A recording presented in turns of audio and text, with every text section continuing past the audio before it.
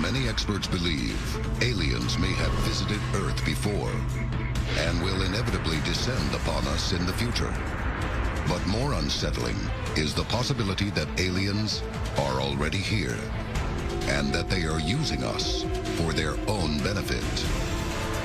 Join us as we investigate the growing possibility that aliens closely monitor planet Earth and that our civilization just may be their prized experiment.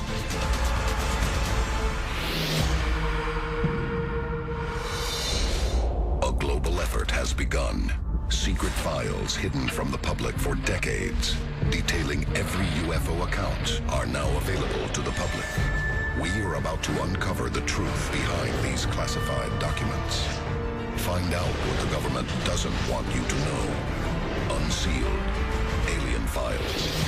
Exposing the biggest secret on planet Earth. UFOs and close encounters have been reported around the world for decades in densely populated urban centers, along coastal areas, in rural farmland, and in barren deserts. But why are UFOs here? And what do they want? There are several different theories about why extraterrestrials might be visiting the Earth. That this is the prelude to some sort of alien invasion. That they're after our resources, whatever it is, and that they are scouting us, studying us, and this is prelude to them coming here all guns blazing to either exterminate us or enslave us. There's a lot of theories on why they're here. And I think when you truly want to answer that question, you have to understand what the human race wants from the stars, and that's the knowledge, it's the experience, it's the understanding of what's truly going on out there. Other theories are that they are just scientists, that the reason for studying Earth is purely scientific. They're interested in our geology, our meteorology. Science tells us that the Earth will eventually cease to exist. And to survive this future catastrophe, the human race must develop the ability to colonize another planet. The human race cannot be here for infinity. So the same is true for other planets out there in the universe. Suns will die, which means livable planets that are perfect today will not necessarily be perfect tomorrow. Here on Earth, one way to transform inhospitable environments is called terraforming. Terraforming is the process by which one would take a hostile environment, an alien planet like Mars or Venus, and one would effect, through a number of different strategies, changes devised at making the planet more like Earth, in many ways indistinguishable from Earth. So if an alien civilization wants to terraform Earth, I think it's safe to say that they may need another planet to live. That we might be close to being perfect for them because they evolved on a hotter planet or maybe a colder planet, so they need to turn the temperature down or turn the heater up, so to speak. But they could come and change and morph this planet into what they need. If you can build a spaceship and come to Earth, actually causing a volcano to erupt or changing the path of a hurricane would probably be child's play. Recently, one such incident had the UFO community and the public on high alert. Unsealed case file. The Popocatépetl UFO, May 30th, 2013, Central Mexico. Active volcano, Popocatépetl, is Mexico's second highest peak and only 40 miles southeast of Mexico City. Mexican volcanologists obviously need to keep a very close idea on all the volcanoes, and particularly Popocatépetl has been the subject of some considerable concern. So there are remote cameras set up to monitor the volcano. On May 30th, 2013, there was a UFO that was caught on camera that was seen streaking across the sky towards Mount Popo. One day, scientists, when reviewing the film, saw an anomalous light, and when they played the film, it seemed to show this UFO actually, at one point, changing direction and flying directly into the crater of the volcano itself. Why would a UFO fly into the smoking caldera of a volcano? And how could it sustain such high temperatures? A lot of people theorize that these UFOs are helping civilization on Earth by stopping natural disasters. Mount Popo is an active volcano. It can blow at any time. And some think that these UFOs will have some type of physical effect on the mountain itself, on that volcano, to, in essence, calm it down to where it doesn't erupt, in essence, killing thousands of people. One theory is that extraterrestrials monitor the Earth and occasionally use technology to keep us safe from a global catastrophe. Some people have said that this is what happened with the UFO at Popocatépetl, that this was some sort of probe sent into the volcano to prevent it from erupting. Many believe that the alien civilization that's visiting Earth is trying to help us, to preserve us, to stop any natural disaster that might wipe out a large corner of our civilization. But many in the UFO community think otherwise. I don't believe that the aliens are going to come here just to stop a volcano in the middle of Mexico to save lives. Death is a part of living. It's just a fact. So if these are physical creatures and physical beings, I don't believe they're going to come to a planet simply to play God. It just doesn't seem plausible to me. Next, we investigate a dangerous UFO incident over a top-secret nuclear weapons facility. This is Unsealed Alien Files. Experts are divided on whether alien visitors are friend or foe. But ever since the first atomic bomb test on July 16, 1945, in Alamogordo, New Mexico, UFOs have been appearing in alarming numbers over top-secret nuclear weapons facilities. It seems clear that there is a connection of some sort between the UFO phenomenon and the development of nuclear technology on Earth.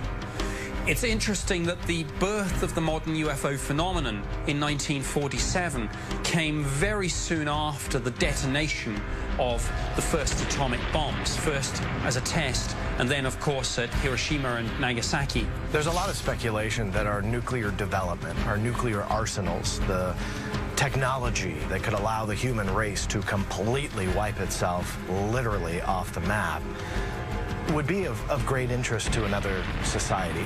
It's also interesting that really the first burst of UFO activity took place in a geographical part of the United States where so much of the world's nuclear industry was actually based. Roswell was actually the home of the world's only atomic bomb-capable squadron in 1947. But what may have begun in New Mexico spread to all corners of the United States. Unsealed case file, the Minot UFO. October 24th, 1968, Minot Air Force Base, North Dakota. There was an intriguing UFO encounter at Minot Air Force Base in 1968. And this involved, by varying reports, one or even two UFOs in close proximity of the base. And one of the things that made this case so compelling was that the UFO was tracked on radar. In the early 1960s, Minot became a major strategic air command base with nuclear-tipped intercontinental ballistic missiles and manned bombers. The incoming B-52 was on patrol. It was coming in for a landing, and it was radioed that there was an unidentified craft about 3 miles from their aircraft. Now, there was a B-52 bomber returning to the base, and personnel at Minot were in communication with the B-52. They said, "We are tracking on our radar scope an uncorrelated target," and they asked the crew to look out for this. And the crew themselves saw a UFO, and subsequently the perimeter alarm, both the outer and the inner perimeter alarm, were triggered. These pictures are actual radar scope photographs taken of the unidentified Minot object. Now, they couldn't figure out exactly what this thing was, but the B-52 confirmed by radar that there was a fast-moving object about 3 miles away. Then, all of a sudden, as the documentation says, the craft went from 3 miles to about 1 mile from the aircraft like that, at a very fast rate of speed, something that they said their technology at the time just couldn't do. At one point, communications went offline again, so one has all the way through this encounter the corroboration. This UFO was seen visually. It was tracked on radar. It was seen by the military witnesses on board the B-52, and it somehow triggered the remote sensors that set off the alarms. In evidential terms, a case does not get much better than that. The B-52 crew claims the UFO paced their aircraft for about 20 miles before quickly disappearing. The B-52 crew was then radioed about a second UFO being seen on radar by the base that was either slightly above or on the ground just outside the military installation. The bomber is ordered to investigate the second UFO, but they cannot identify the craft. The B-52 was able to do a flyby and see a brightly lit object on or near the ground that they simply could not identify. After doing a pass, they later landed back at base, but they were never able to determine what the origin of those two craft were. Again, one is faced with the inescapable conclusion that our nuclear capability, our nuclear facilities are at the center of all of this. Many other reports suggest that some UFOs are immune to Air Force defenses, but still have never attacked. This leads some UFO experts to wonder if aliens might be performing reconnaissance of Earth, or perhaps policing us. Does a civilization become interesting and perhaps a cause for concern when it develops, as we developed, not just nuclear technology, but with our rockets, the capability to ultimately take our nuclear technology out into the wider galaxy? We don't know what part our solar system plays. It might not be that they care about the human race. It might be that they care about this one planet, the third rock from the sun, because it brings stability on a much grander scale. If extraterrestrials are interested in one thing about planet Earth, it would be that thing which poses the biggest significant threat, both to ourselves and indeed to any other civilizations that might be out there. Next, we investigate shocking claims that UFOs are coming after planet Earth's most dominant resource, human beings. This is Unsealed. Alien Files. Evidence suggests that planet Earth is being visited by extraterrestrials. But exactly why they are here and what they may be after is still a mystery. There's something about Earth that would be helpful to them if they've got a breeding program, a genetic study of some sort. There is so much biodiversity on Earth, and life seems to find its way into almost every niche that one could really say there's almost everything and anything that you would want. And it's right here for the taking. Unsealed case file, the Corina Sables abduction. Aldergrove, British Columbia, July 17th, 1991. Corina Sables and a friend witness a huge boomerang-shaped UFO in the night sky above her home. Suddenly, she vanishes, only to reappear an hour later with no memory of the incident. And she cannot account for the missing time. Following her disappearance, she has a strange feeling that this was not the first time she had been taken. That could be something that they could come to this planet to mine for themselves. Maybe that resource is in the human body. Soon after, her daughter begins drawing an alien that she calls the Doctor, who she says occasionally enters her room while she sleeps. The drawing opens a flood of hidden abduction memories in Sables, including needles piercing her stomach and seeing rows of alien fetuses in liquid suspension. Now, in this incident, it's reported that DNA was actually removed. It's as if these people are being harvested, almost as a resource. As the memories become more distinct, Sables comes to believe that she is part of an ongoing experiment to create alien-human hybrids. The Karina Sables incident is really a classic example of what you would call a repeater abductee, somebody who's had multiple experiences. These things are seldom one-offs.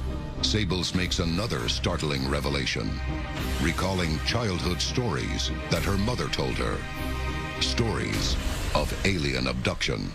They start in childhood, they continue throughout the lifetime, and they seem to involve different members of the same family. The question is, what sort of interest and use to the abductors is genetic material from multi-generational bloodlines? Sables claims her womb has been used by Greys to produce alien fetuses. But before they can be born, she is abducted again, and they are removed from her body. Human DNA and genetic material is being harvested as part of a program to create a hybrid race.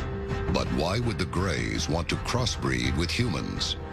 It's been speculated that the Greys might be clones that are degrading through successive clonings. The idea one often hears is that the aliens are a dying race, that they're trying to reinvigorate themselves by bringing in fresh genetic material to enable them to breed again, to procreate, to survive.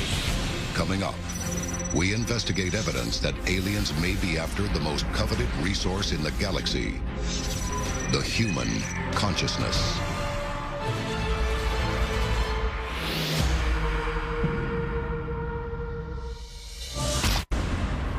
Some believe that aliens may be among us, and they may be after more than just our physical resources.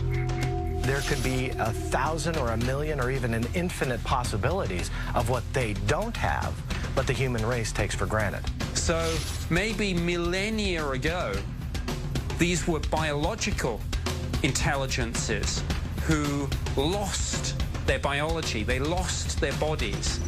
And it's now maybe they want back what they once had. Could some extraterrestrials originate from vast cyborg civilizations? And if so, what is the one key thing these beings might be lacking?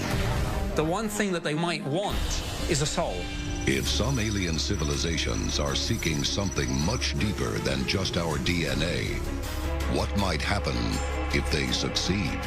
Imagine something which has existed as a clone for millennia suddenly getting hold of human emotions: anger, love, fear, hate, wonder. Would they be able to control these emotions? Would they be able to handle them? Look at humans. You got some really good ones, and you got some really bad ones. The minute a machine can think for itself, and all of a sudden 1,000 years of human thought is achieved in 72 hours by a machine.